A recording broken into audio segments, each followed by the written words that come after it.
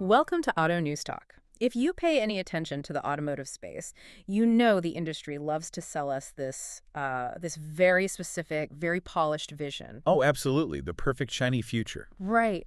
We are constantly promised this frictionless, high-tech, electric future where cars are essentially just, brilliant smartphones on wheels. Yeah, that's the marketing pitch anyway. Exactly. But when you look at the actual evidence scattered across the landscape, from the supply chain all the way down to the consumer wallet, a wildly different picture emerges. Really does. It's messy. It is. Behind the scenes, there is this massive, intense tug of war happening. We are watching cutting-edge technology collide head-on with some really harsh financial, logistical, and, well, consumer realities. And honestly, that tension is what makes this entire sector so fascinating to watch.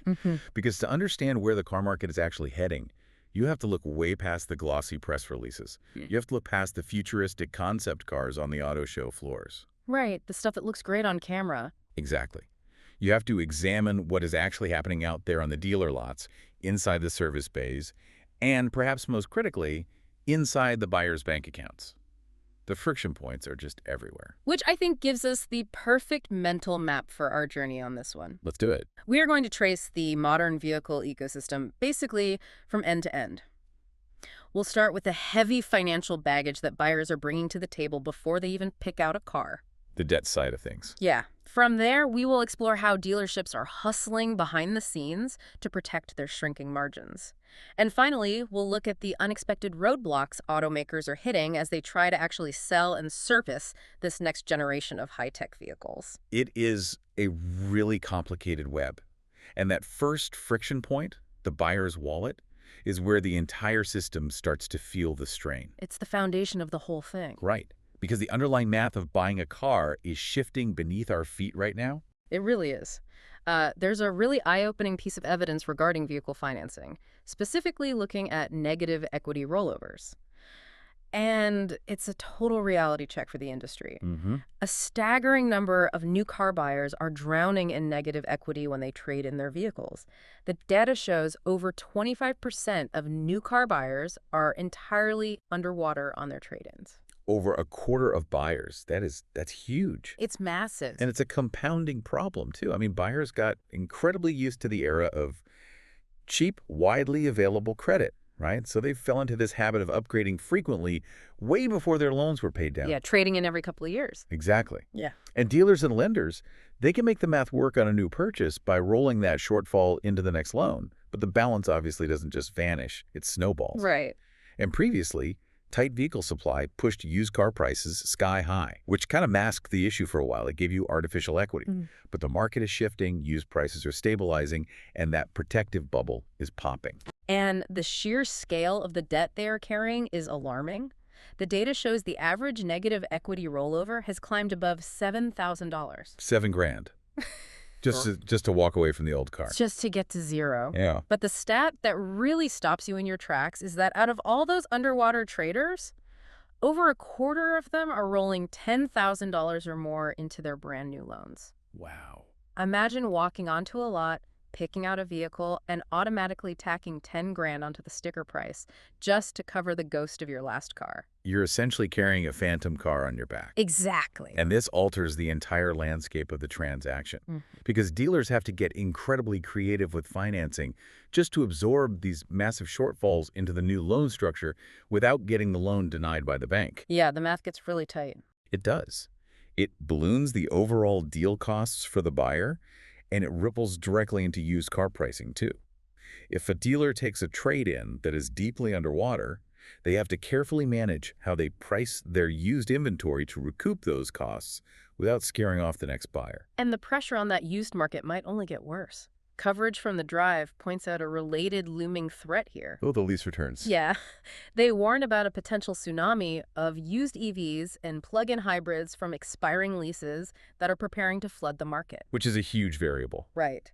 If that supply outpaces demand, it could put even more downward pressure on used vehicle values across the board. Which turns into a vicious cycle. Because if trade-in values plummet because the market is flooded with off-lease EVs, The gap between what you owe and what your current car is worth just widens. It traps buyers even further. Yeah. Now, one limitation of this reporting on negative equity, the one thing this doesn't pinpoint for us, is exactly which specific vehicle models or buyer demographics are carrying the absolute worst of this debt burden. Right, it's a broad average. Yeah, we don't know who is holding that $10,000 bag most often, but the broader trend is undeniable. You have consumers stretched to their absolute financial limits. Which naturally puts immense pressure on the dealerships themselves. Mm-hmm.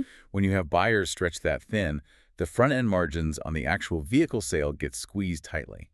And when those retail margins shrink, dealerships are forced to hunt for operational efficiency behind the scenes just to protect their bottom line. Which perfectly explains the dramatic shift we are seeing in dealership logistics. Yeah, the back office stuff. Exactly.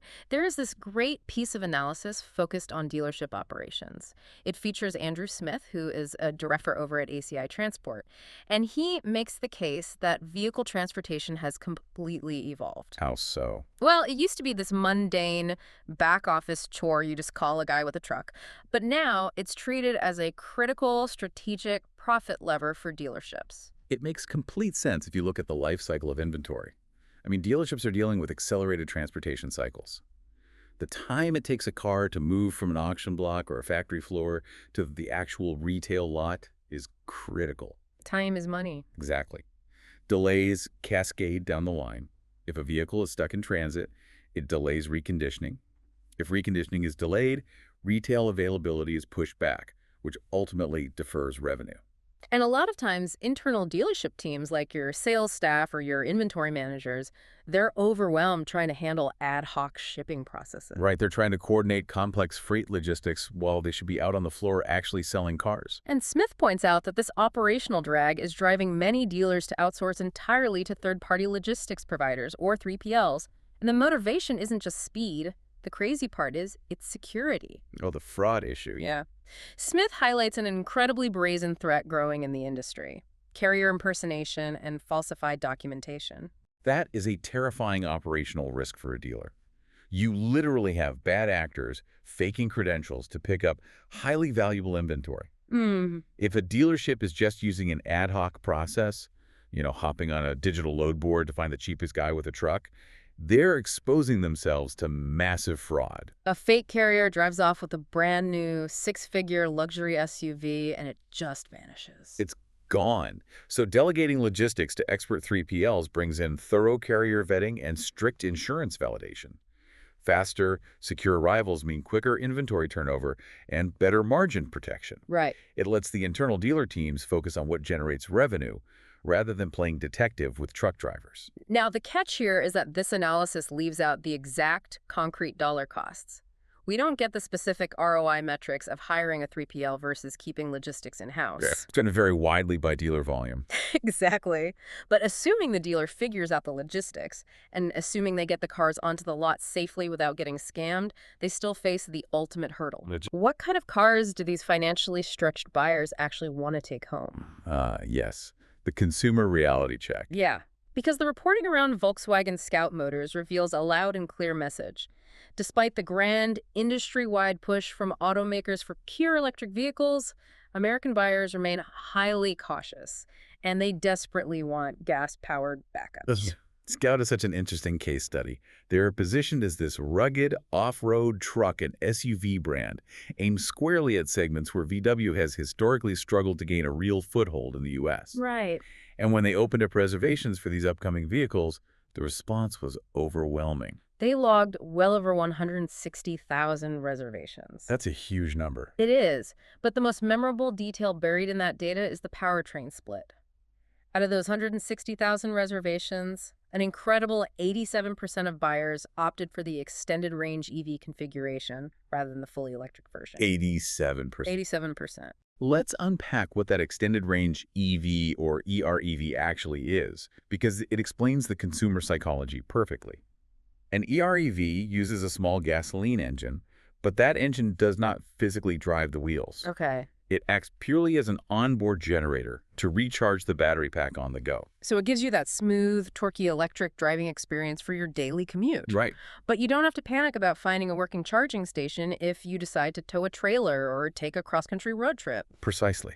This data proves that automakers really must recalibrate their grand, pure EV ambitions to accommodate the reality of the American driver. Mm-hmm. Consumers who tow, who go off-roading, or who just have deep-seated range anxiety are simply not ready to cut the cord entirely. They want the benefits of electrification, but they demand a mechanical safety net. And the powertrain isn't the only dramatic element of this Scout rollout. They're employing a direct-to-consumer sales model, bypassing the traditional dealership lot entirely. Oh, Yeah. And this move has sparked a massive class action lawsuit from existing United States Volkswagen dealers who claim the plan clearly violates their franchise agreements. it is a classic channel conflict. It's essentially a corporate turf war. The automaker wants the streamlined ordering process, the direct customer data, and the pricing control of a direct model. Sure.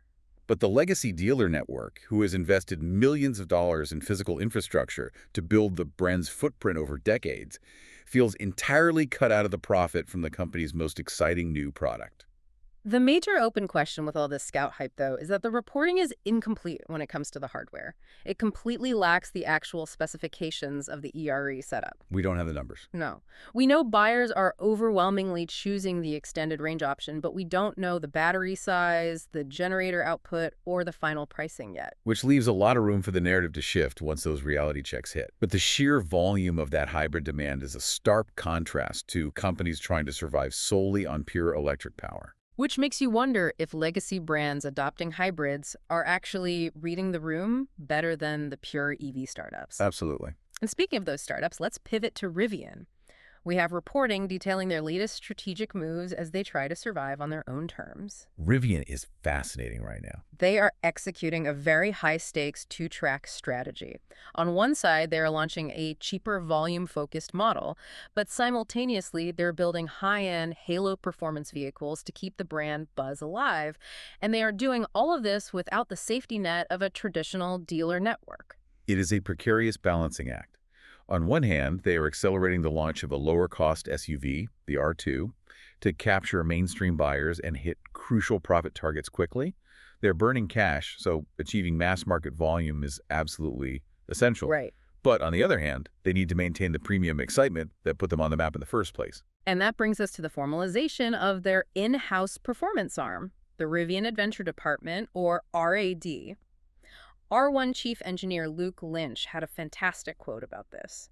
He stated that the RAD vehicles will be the most badass version of itself. I love that quote. It's great. Factory performance upgrades, specialized suspensions, special editions. It's the stuff that keeps enthusiasts dreaming and pre-ordering. But their strategy goes much deeper than just shiny new performance models. The reporting notes they are developing custom in-house chips for next-generation hands-free driving. Okay, so bringing the tech inside. Exactly. This is about tightening their control over the technology stack, pulling away from a reliance on external suppliers, and dictating the cadence of their own software updates. Furthermore, they are desperately trying to overhaul their direct service model. Which is a critical pivot because customer backlogs for service have been a huge, crippling pain point for their owners. It is a life-or-death issue for any direct-to-consumer brand. If you don't have a legacy dealership network to absorb the maintenance load, controlling your own tech and fixing your service bottlenecks is the only way you survive. If Rivian wants to handle true mass-market volume with the upcoming R2, their service infrastructure cannot collapse under the weight of thousands of new owners needing repairs. But let's be real, a limitation of this Rivian roadmap is that it feels highly aspirational right now.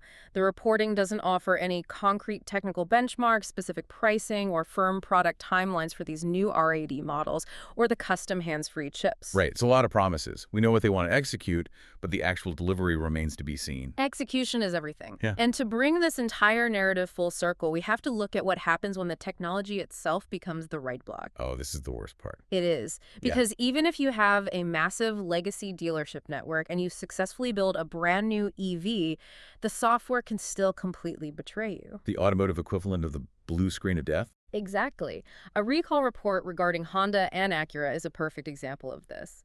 They are recalling over 65,000 brand new electric SUVs, specifically the Prologue and the ZDX models. Wow. The core takeaway here is that as vehicles truly become computers on wheels, critical safety and operational failures are now heavily software-driven rather than mechanical. What exactly is failing on these models, though? The instrument clusters and the rear view cameras are intermittently going totally blank. Oh, Yeah, geez. imagine shifting into reverse and your center screen just doesn't show the camera, or you are driving down the interstate at 70 miles an hour and your instrument cluster goes completely dark, hiding your speed and your warning messages. That's terrifying. What's causing it? The root cause comes down to 6 distinct software defects in the radio control module, which disrupts the data transmission to those displays. It highlights a very painful transition for the industry. Mm-hmm. Vehicles are entirely reliant on highly interconnected, complex control modules now.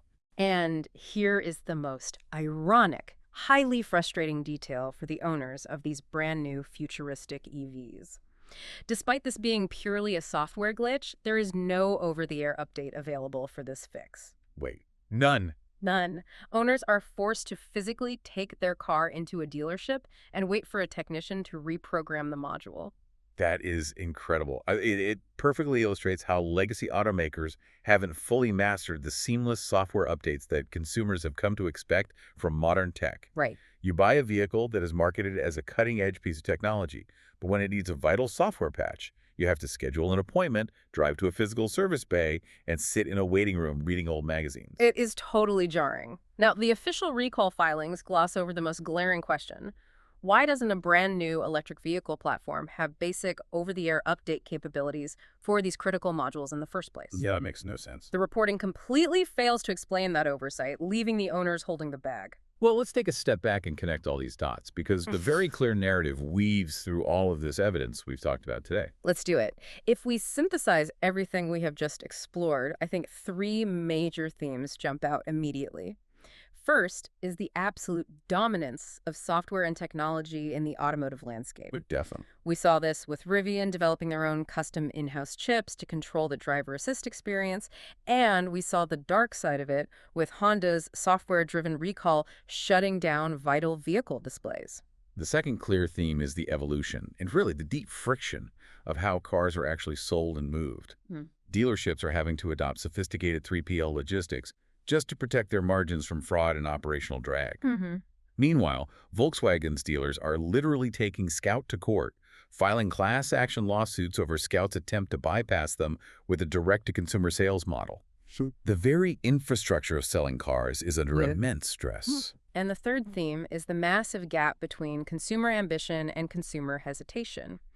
You have buyers who are ambitious enough, or perhaps desperate enough, to take on $10,000 or more in negative equity just to get into a new car. Right. But simultaneously, when presented with the cutting-edge powertrain option, they hesitate. They overwhelmingly reject pure EVs, as we saw with 87% of Scout reservation holders demanding a gas backup hybrid. Those themes reveal some really powerful tensions in the industry right now. I think the first tension is between direct sales models and legacy networks. Yeah. Rivian and Scout are aggressively pushing these direct-to-consumer models, trying to emulate the tech industry. Yet, Honda's software recall proves that sometimes an automaker still entirely relies on a physical legacy dealership bay to fix a strictly modern problem. Which leads right into the second major contradiction. The industry's pure EV push versus consumer reality. Rivian is staking its life on pure EVs, and Honda is pushing these new, pure electric SUVs. Yet this completely contradicts the overwhelming consumer demand for the safety net of gas backup hybrids that the Scout reservation data revealed. So what is the practical takeaway from all of this for you, the listener? I think it's that the high-tech, frictionless future of driving is currently completely bottlenecked by very old school, very human problems. Exactly. You can design the most advanced software-defined vehicle on Earth, but you still have to figure out how a buyer is going to pay off the underwater loan from their last car. Yep. You still have to physically move that heavy inventory safely across the country without getting scammed by a fake transport company. And your customers still might have to wait in line at a brick-and-mortar service center just to get a technician to patch some faulty code. The future isn't just about better batteries or faster processors. It is about untangling all the physical and financial knots that hold the current system together. It is a messy transition, and we love tracking it for you here on Auto News Talk. To leave you with a final thought to mull over. As cars become closer and closer to smartphones on wheels, will the traditional dealership model ultimately evolve into something resembling a sleek Apple store? Right. Or will the sheer physical weight of moving metal, absorbing massive debt, and fixing broken hardware keep the old ways alive far longer than the tech companies predict? That is the multi-billion-dollar question. It really is. So your next step is easy. Go take a look at your own driveway. Is the vehicle sitting out front a mechanical machine or is it a software platform? And how much negative equity is hiding inside it? Thank you for joining us on Auto News Talk, and we will catch you next time.